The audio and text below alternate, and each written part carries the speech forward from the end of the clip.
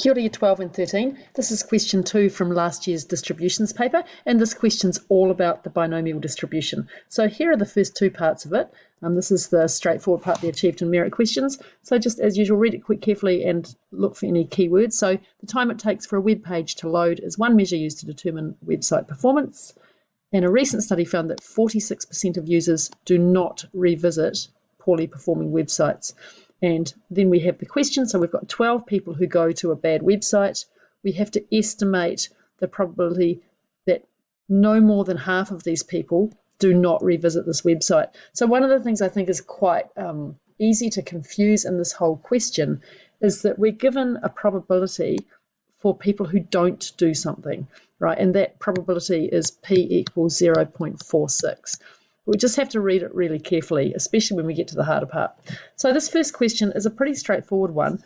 X is equal to the number who don't revisit the website. So we're looking for an estimate of the probability that no more than half of these 12 people don't revisit the website. So we want the probability that X is less than or equal to 6. So we're going to chuck that into our calculator and we use BCD for the cumulative distribution. We want N is 12, P is 0.46, and that gives us an answer of this. So the probability that X is less than or equal to 6 is 0.71566, which is about 0.7157 to 4 dp.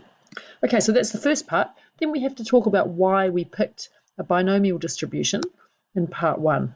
And there are 4 conditions to remember. You don't have to describe all 4, but I'm going to do that. You could pick any 2 of these. So if you're in my class, you'll know that my favourite one to pick first is the easiest one, which is that there are 2 outcomes.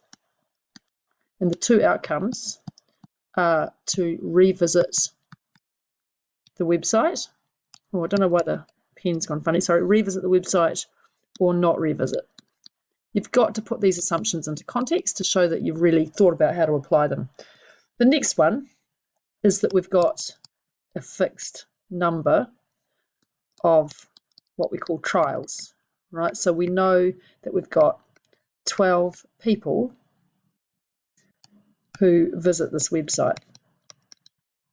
And then the third and fourth assumptions are that there is a constant probability of what we call success.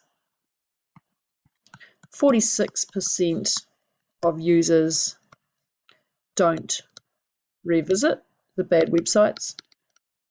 And the last one is that revisiting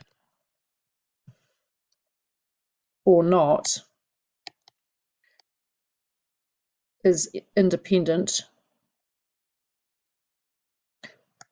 of other people's choices. Okay, so that's probably the hardest one to justify here. So we're looking for 2 reasons why we did select the probability distribution model. So I would pick one of these 3. And I'm going to show you the marking schedule for this one now, just so you can have a look. So here it is here.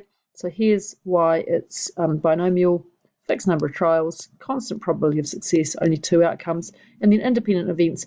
Whether one person revisits the site doesn't affect another person visiting the site. So this is the one that I think you could argue about more, but they've accepted all 4 of them.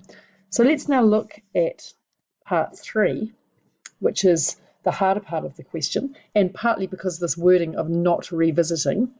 So now we've got a company that has set up 2 versions of their website, A and B. And then it's randomly sent people to one of those versions of the website when they go to that URL. Out of those who went to version A, 20% did not revisit that website, and those who went to version B, 45% did not revisit. So here we've obviously got 2 different binomial random variables, and then we're told that they have 10 new visitors who they send off to version A of the website and 10 more who get randomly redirected to version B of the website. So the word randomly redirected in here is really important. People are not being asked to choose which of the two website versions they go to. They're being sent there and they don't have any choice about that. And that's the key to the second part of this question, which is why we can assume independence in this situation. And we have to work out an estimate for the probability that at least one of the 20 doesn't revisit. So X is equal to the number who don't revisit. I'm going to show you two ways to do this problem. The first is with this kind of clunky wording. So we've got two situations here.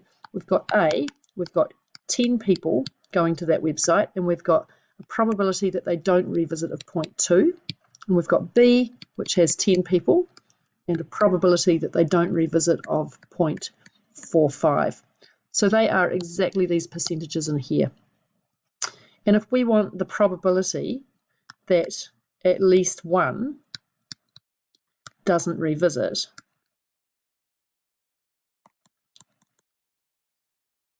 that's equal to the probability, if we start to draw out our dots up to 20, it's all of these, which makes it very easy to see that we want to find 1 minus the probability that nobody does not revisit. So X is the total number out of 20. But what we're saying is, if you think about a tree diagram, we want to have all 10 from site A not revisit, and then all 10 from site B not revisit. So this is going to equal 1 minus the probability that A equals 10 times the probability that B is equal to 10. And each of those things is an easy binomial calculation. So on our calculator, what we're going to get here is 1 minus 0.107374 times this one here, which is 0.002533. Be really careful not to round those, because you're going to lose a whole lot of accuracy. So in here we get 1 minus 0.000272, which is equal to 0.9997. Okay, now the other way that we could do that is that we could flip the whole thing around and we could work with the percentage who did revisit the website. So I'm just going to do that way now, just in case anyone thought about trying that. Let's make it A, 0.8 probability that they revisit, and B, 0.55 probability that they revisit. In the old days when we used to use tables, we had to do this kind of flip over all the time, but you don't need to worry too much now, except sometimes it's easier to think about it like this. So the probability that at least one doesn't revisit is equal to the probability that from 0, 1, 2 up to 19 do revisit, which is equal to 1 minus the probability that 20 revisit, which gives us 1 minus the probability that A is equal to 10 times B, probability that B is equal to 10. So obviously those numbers work out exactly the same, but here you'd use BPD on 0.8 for P and N for 10, and here you'd use BPD of 0.55 for P and 10 for N. So you can flip it over, you'll get exactly the same answer, which is 0.9997. Now the last part of that question was to discuss why independence can be assumed in this situation. And it's what I already mentioned. Because people are being randomly redirected to version A or version B, then you can't, then it's safe to assume that one person's decision can't affect another person's decision because they don't have any control over that choice. I'm going to put the mark schedule up now and we'll see exactly how it was worded there. Okay, well, it's pretty much the same thing, not surprisingly. So independence can be assumed because visitors were randomly redirected to one of the versions of the website. Right, so I would just have added so they couldn't influence each other's choices.